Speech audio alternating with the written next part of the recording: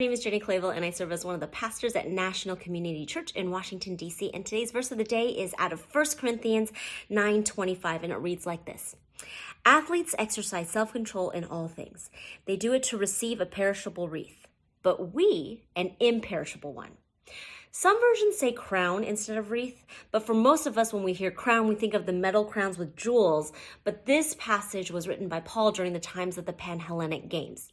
Now, the Olympic Games, that might sound more familiar, was part of the Pan-Hellenic Games. But since we're reading out of Corinthians here, Paul is most likely talking about the Isthmian Games that were hosted near Corinth every 2 years and was dedicated to the Greek god Poseidon.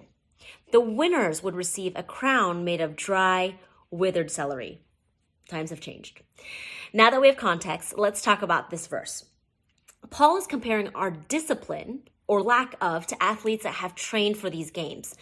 Self-control is the ability to manage our emotions, our impulses, and behavior to achieve these long-term goals. And I don't know about you, but there have been times in my life that I've chosen not to practice self-control, and I end up hurting the people I love most as well as myself. What we do on a daily basis reveals what we're living for. Are we training and practicing for a life that worships Poseidon? Maybe money, respect, our careers, our children, maybe the perfect house? Because though all those things are great, they'll only get us a wreath of dried, withered celery. It all perishes.